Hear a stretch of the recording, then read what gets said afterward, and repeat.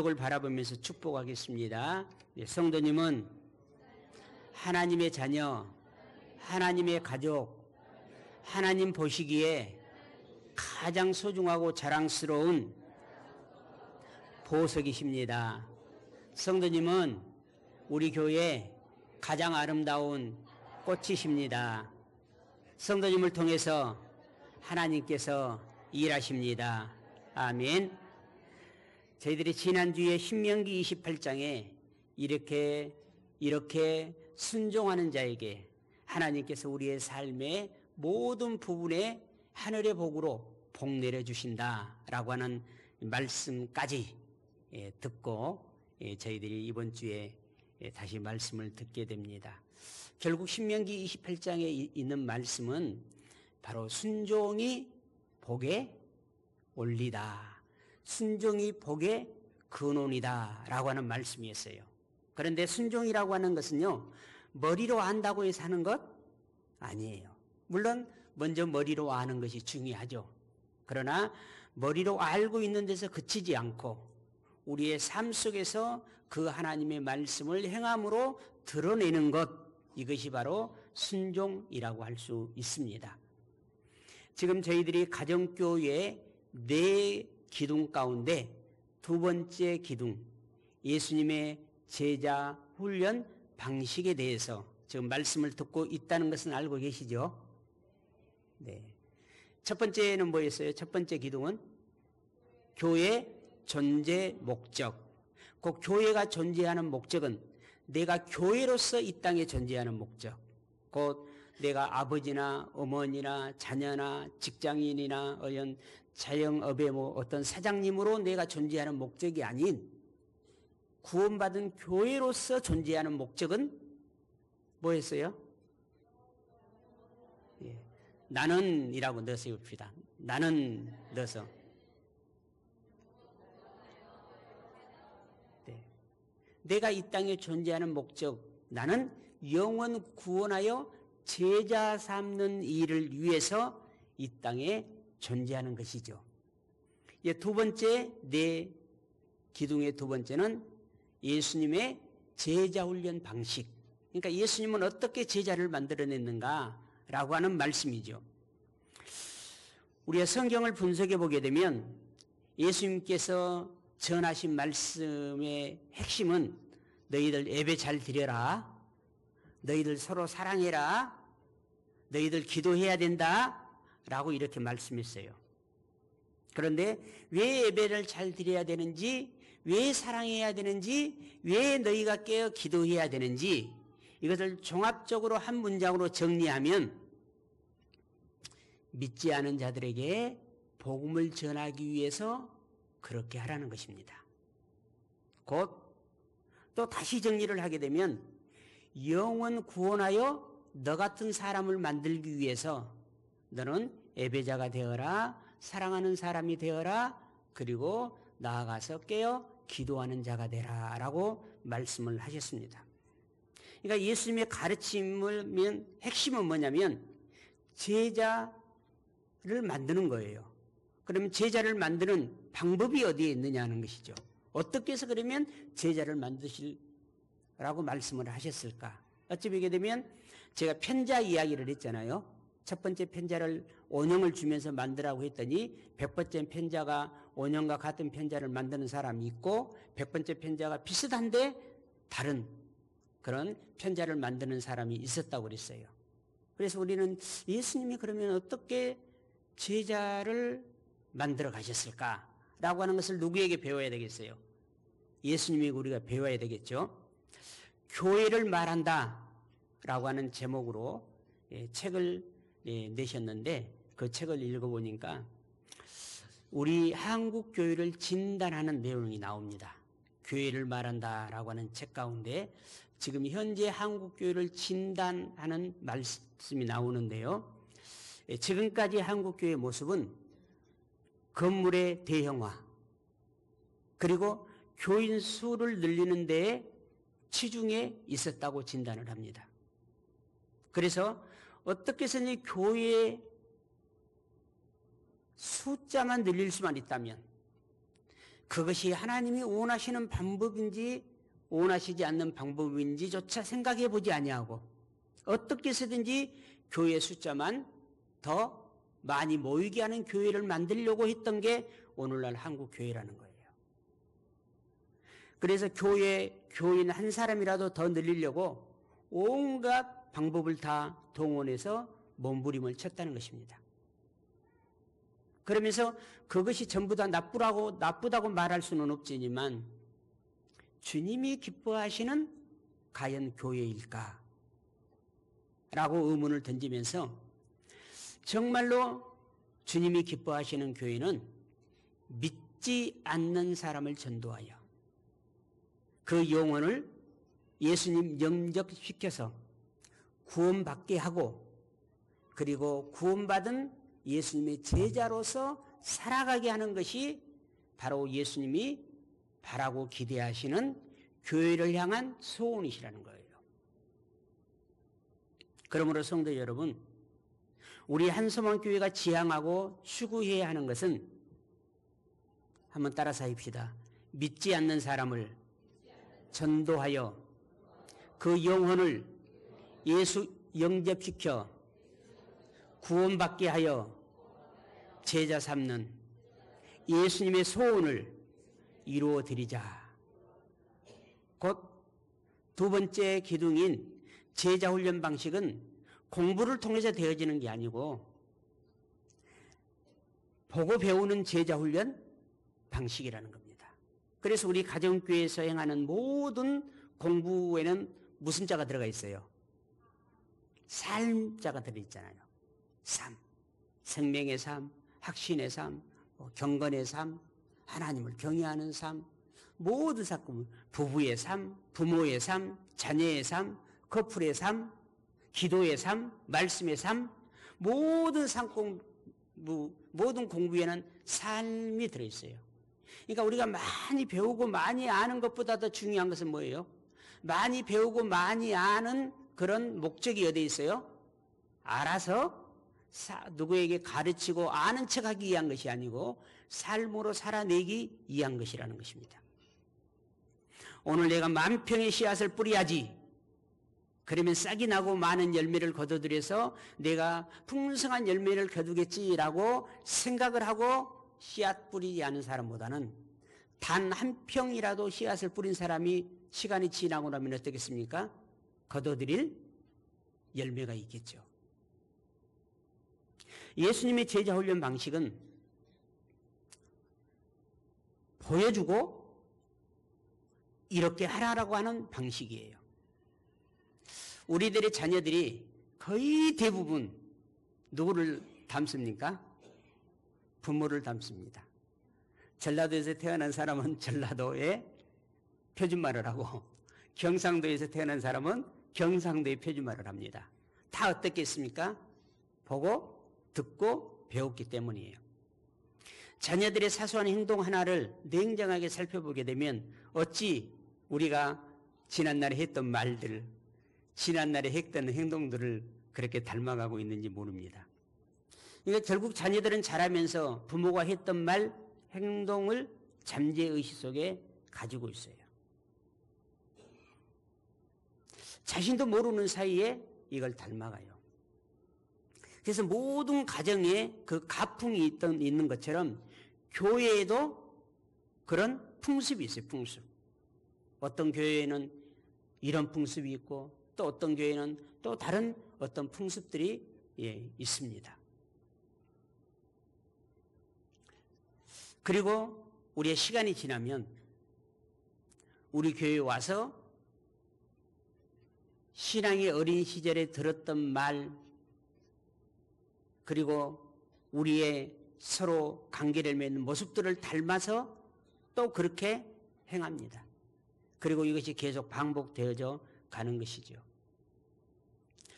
먼저 믿는 성도들이 처음 교회에 나와 믿는 성도들 앞에 큰 영향력을 준다는 것입니다.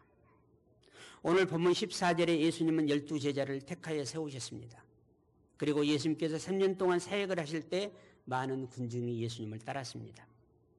그리고 마태복음 8장 1절에 예수께서 산에서 내려오시니 수많은 무리가 따랐다라고 있습니다. 또 8장 18절에 예수께서 무리가 자기를 에워싸는 것을 보시고 성경에서 무리라고 말할 때는 좀 쉽게 셀 수 없는 그 숫자를 의미하고 있는 것입니다. 그런데 예수님은 그 헤아릴 수 없는 수많은 그 사람들에게 집중하는 게 아니고 예수님은 12제자에게 집중을 했고 그 12제자에게 자기의 열정을 쏟아부었습니다. 어떻게 해서든지 예수 그리스도의 12제자를 이 땅에 남기려고 하셨습니다. 그러면서 예수님은 자기와 함께 있게 하시고 그리고 보게 하시고 그리고 보고 배운 것을 다시 보내사 다른 사람들에게 그것을 가르치는 그런 방법을 썼습니다. 그래서 어떻게 해서든지 교제를 통해서 함께 보고 배우게 하는 것. 그래서 우리 가정목장교회가 중요한 것은 사실 가족이라고 하는 것은 어떻습니까? 온전한 가족. 요즘은 가족은 이제 분화된 그런 가정 속에 있는데 과거에는 우리가 가족 하면 그 구성원이 어떻게 돼 있어요? 대부분 할아버지 할머니도 있고 또 엄마 아빠도 있고 또 손자들도 자녀들도 있고 이렇게 최소한 3대가 모여 있는 것을 우리가 생각하는 그런 가족 공동체, 가정 이렇게 생각했단 말이에요. 그러면 우리 교회 안에도 사실은 영적으로 할아버지 할머니, 엄마 아빠, 자녀들이 있단 말이에요. 그런데 이걸 더 축소한 게 뭐예요? 가정 목장교회예요. 그래서 우리 아이들이 어디에서 지금 보고 배우는 거예요? 가정 목장교회에서 신앙생활은 이렇게 하는구나. 기도는 이렇게 하는구나. 또 어떤 대화는 이런 대화를 하는구나. 서로 감싸주고 서로 위로하고 서로 사랑으로 하나 되는 것을 이렇게 하는구나 라고 하는 것을 어디에서 배우는 거예요? 가정 목장에서 그것을 배우는 거예요. 여러분 바울도 고린도서 11장 1절에 내가 그리스도를 본받은 자 된 것 같이 너희는 나를 본받은 자가 되라 라고 말씀했어요. 예수님은 제자들과 함께 있지만 않으시고 그들을 보냈어요. 그래서 우리가 잘 배워서 세상에 나아가서 우리의 삶을 통해서 하나님을 증거해야 되는 줄로 믿습니다. 여러분 지난 주일에도 말씀을 드렸지만 우리가 제자 삼기 위해서 중요한 것은 전도 대상자를 찾아가야 되고 만나야 되고 교제해야 됩니다. 그래야만이 훗날 가까워져서 우리가 그들에게 하나님의 복음을 전할 수가 있어요. 그런데 우리가 찾아가는 것 그냥 가면 안 돼요. 이거는 영적인 일이기 때문에 중요한 것은 기도 없이 그냥 가면 우리가 그들과의 영적인 대결에서 패배할 수뿐이 없어요. 그래서 여러분 중요한 것은 기도하고 하나님이 함께해 주기를 또 하나님의 지혜를 구하면서 우리가 나아가야 될 줄로 믿습니다. 많은 사람들 유대인들은 사람을 정해놓고 만났어요. 그래서 유대인들 속에는 누구는 절대 만나려고 하지 않았어요. 사마리아인은 만나려고 하지 않았어요. 어떤 밥 먹기 위해서 식당에 들어갔다가도 사마리아 사람이 먼저 앉아있으면 아무리 배고파도 밥 먹지 않고 나와버렸어요. 저기 내가 지나가야 되는데 사마리아 사람이 저기 있다 그러면 저리 돌아갔어요. 그래서 저 갈릴리, 저 이스라엘 나라를 세 등분을 하게 되면 저 위에 북쪽이 갈릴리예요. 그리고 중간쯤 되는 데가 사마리아, 그리고 저 아래쪽이 유대 땅이란 말이에요. 그런데 많은 사람들이 저 갈릴리를 유대에서 가려면 사마리아를 지나야 되잖아요. 그래서 유대인들은 사마리아 땅을 밟지 않기 위해서 저 먼 길을 돌아갔어요. 그런데 예수님은 어떻게 하셨어요? 예수님은 갈릴리와 이 유대를 수시로 왔다 갔다 하셨잖아요. 그런데 예수님은 저 멀리 돌아가지 않았어요. 어떻게 했어요? 사마리아 땅으로 지나갔어요. 그러다가 거기서 누구를 만나요? 사마리아 여인을 만나게 되는 거예요. 그리고 그 사마리아 여인을 통해서 복음이 전해지고 그 마을에 다 모든 사람들이 예수 믿게 되는 놀라운 역사가 있었어요. 저와 여러분도 누구를 정해놓고 하면 안 돼요. 그 어떤 사람도 다 예수 믿고 구원받아야 될 하나님이 사랑하시는 대상자이기 때문에 그렇습니다. 그래서 요한복음 4장 16절에서 18절에 수가성의 여인을 만나 가서 내 남편을 불러오라.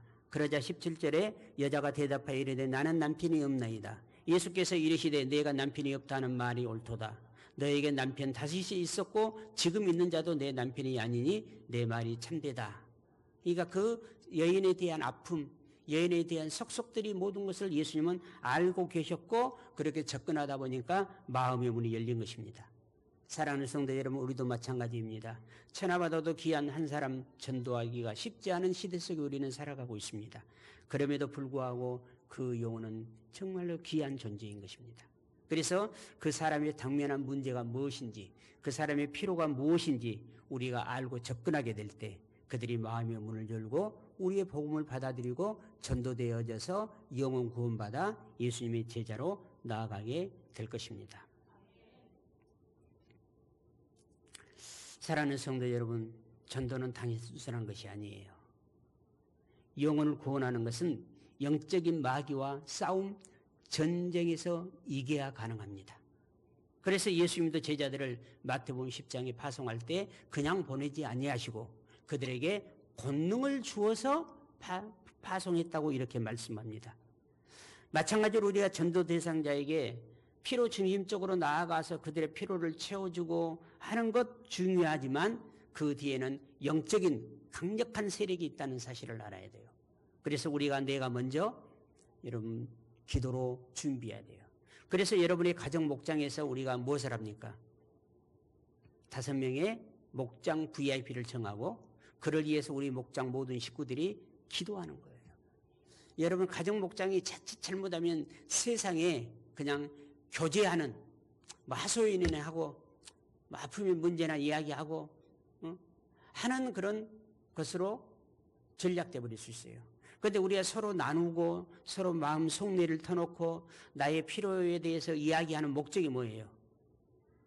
기도하기 위한 거예요. 그것을 하기 위한 것이 아니라 그걸 통해서 기도해서 하나님을 체험하게 되면 하나님에 대한 신뢰, 확신이 생기고 그래서 세상에 나아가서 이렇게 기도했더니 이러한 문제들이 하나님께 해결됐다라고 우리가 증거하게 되는 것이죠. 그래서 여러분 가정 목자의 실질적인 핵심도요, 여러분 기도에 있다는 사실을 여러분 기억하셔야만 됩니다. 그러므로 목장에서 VIP 5명을 정하고 그를 위해서 기도해야 돼요. 그리고 이제 그들을 기도하면서 식사 자리로 초대하고 서로 나눔을 하고 서로 관계가 가까워졌을 때 여러분 연합교회로 데리고 오는 거예요. 그러니까 여러분이 실제적으로는 이 연합교회에는 빨리 데려오지 않은 것이 좋아요.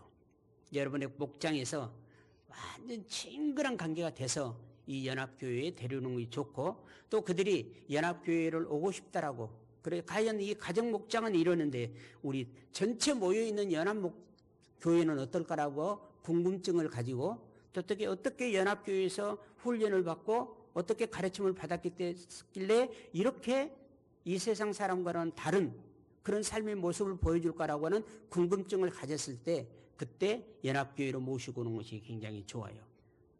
그런데 중요한 것은 뭡니까? 임신하지 않고는 출산할 수 없는 것이죠. 상상 임신은 10달이 지나도 출산할 수 없는 것이죠. 여러분이 상상으로만 있지 말고 실제적으로 그들을 마음에 품고 일주일에 한 번 정도라도 만나고 서로 SNS를 통해서 서로 소통하고 친근감이 있었을 때 여러분이 연합교회로 데리고 오셔야 합니다. 그렇기 때문에 가정교회에서 목자 목녀의 역할은 굉장히 중요합니다. 목장 모임을 할 때 믿지 아니한 VIP 즉 전도 대상자가 왔을 때와 그렇지 않았을 때 목장 모임의 방법이 달라야 돼요. 이미 여러분들에게 목자 목녀들에게 여러분 이런 것들을 다 제가 가르쳐 드렸어요. 예를 들어서 VIP가 참석했을 때는 처음부터 참송하고 기도하고 그렇게 하면 안 돼요. 그냥 자연스럽게 일반의 대화를 하되 감사에 대해서 축복에 대해서만 서로 거기서 여러분 어려운 문제를 내놓으면 어떻겠어요? 감사와 축복에 관한 것만 서로 이야기를 나누고 이렇게 그걸 가지고 감사의 기도를 해주고 또 그 사람에게 우리가 기도해 드릴까요 해서 기도해 달라고 하면 기도해 드리고 이렇게 했던 그렇게 해서 지나가야 돼요. 또 VIP가 왔을 때는 목장 모임을 너무 또 오래 하면 안 돼요. 그래서 목장 모임을 1부, 2부로 나눠서 VIP가 왔을 때 한 시간 했다. 그러면 끝나고 VIP님에게 이제 가셔도 됩니다. 계시려면 계시고, 그리고 보내놓고 제 입으로 또 목장 모임을 하는 그런 지혜가 있어야 되고, 이제 VIP가 참석하지 않았을 때는 찬송도 하고 기도도 하고 말씀도 서로 나누고 감사도 나누고 어려운 일, 힘든 일, 짜증난 일 이런 것들을 나눠서 서로 알고 서로 그것이 회복되어지는, 치료되어지는 그런 시간을 갖는 거예요. 여러분, 지금의 문화는 사실은 집으로 식사하러 오는 그런 문화는 아니잖아요. 근데 진짜 친근한 사람은 어때요? 집으로 오죠. 예, 퓨처 처치라고 하는 그런 책 속에 명성훈 목사님이 말씀하셨던 것을 제가 이야기했잖아요. 무슨 이야기였어요? 기억하고 계세요? 전도하고 싶으세요? 밥상을 차리세요. 전도하고 싶으세요? 밥상을 차리세요. 왜냐하면 가족은 밥을 먹지만 손님은 간식을 먹는다는 거예요. 가족은 밥을 먹지만 손님은 차 한잔 마시고 간다 이거예요. 다가 조금 하고 가. 그런데 가족은 뭐예요? 밥을 먹어. 그래도 정말 그 사람을 전도하고 싶으면 뭘 하라는 거예요? 밥을 차리라는 거예요. 곧 집으로 이제 시간이 좀 관계가 맺어졌을 때 집으로 초청하라는 거죠. 그래서 함께 밥을 먹었을 때 그 상대가 무엇을 느껴요? 아, 저분이 진정으로 나를 기억하고 있구나. 저분이 진정으로 나를 사랑하고 있구나. 저분이 진정으로 나를 가족으로 여기고 있구나. 이 시대의 애식 문화, 식당 문화 속에 있기 때문에 더욱더 그러한 감동이 그들에게 있을 수 있다는 것입니다. 여러분, 목자가 자기 이야기를 많이 하면 안 돼요. 목장 모임에서 목장 식구들이 말하면 또 말을 가로채가지고 결론을 내려주면 안 돼요. 그 사람이 본인이 말하고 본인이 결론을 내리게 해야지. 예를 들어 당면한 문제나 어려운 일을 말하면 집사님 그런 일 있으면 기도해야 돼. 기도하지 않으니까 그런 일이 생기지. 라고 하는 말 안 해요. 집사님 성경 읽고 기도해. 성경을 안 읽니 말씀을 안 읽으니까 말씀이 하나님이 어떻게 하라고 있는 거 모르잖아. 이렇게 바로 답을 줘서는 안 되고 어떻게 해야 돼요? 경청해야 돼요. 경청. 잘 여러분 들어줘야 돼요. 그러면서 반응해 줘야 돼요. 목장 식구들도 아 그랬군요. 아 정말 힘들었겠네요. 정말 그 일을 당했을 때 아팠겠네요. 저라도 그렇게 할 수뿐이 없었을 거예요. 라고 이렇게 여러분 공감해 주셔야 되는 겁니다. 바로 여러분 제자 훈련을 하면 우리는 무엇을 생각합니까? 일반 전통적인 교회에서는 제자 훈련하면 성경 공부를 생각합니다만은 제자 훈련이 가장 많이 이루어지는 것이 어디예요? 그것이 바로 가정이고 가정 목장이에요. 여러분 가정 목장과 가정 생활을 통해서 진정한 신앙은 전수가 되는 거예요. 부모의 삶을 자녀가 담듯이 신앙이 전수가 되는 거예요. 그렇다면 내가 영적인 부모로서 어떻게 신앙생활을 해야 되겠어요? 자녀들이 그대로 보고 배우는데 올바로 해야 되겠죠? 잘 해야 되겠죠? 그래야 내 사랑하는 소중한 자녀가 그렇게 따라오겠죠. 사랑하는 성도 여러분, 주님에서 오는 영혼을 구원하여 제자 만드는 사역이에요. 그리고 이 땅에 이런 교회를 주님은 우리 한서망교회 또 여러분을 통해서 세워가기를 원하시는 것입니다. 제자를 언제 어떻게 만드냐 하는 것은 예수님께서 하셨던 것처럼 보여주고 보고 배우고 행하도록 해야 되는 것입니다. 그래서 우리 한서망교회가 이제 이 가정교회 두 번째 기둥 예수님의 제자훈련 방식 보여주고 보고 배우게 한다. 그래서 여러분들이 잘 보여주시기를 바랍니다. 우리 한서망교회는 지금 걸음마 가정이라고 생각합니다. 우리가 넘어지기도 해요. 걸음마를 할 때는 많은 무릎이 까이기도 해요. 수없이 넘어져요. 그러나 포기하지 않으면 어때요? 이제는 넘어지지 않고 걸어가게 돼요. 우리 한서망교회는 지금 가정교회로서는 걸음마 단계이기 때문에 많이 넘어져요. 무릎이 까여요. 많은 팔꿈치에 상처도 생겨요. 그러나 포기하지 않으면 반드시 일어나 걸으며 달려가듯이 우리 한서망교회가 언젠가는 이 지역에 가정교회로서의 모델이 되는 교회가 될 줄로 여러분 믿습니다.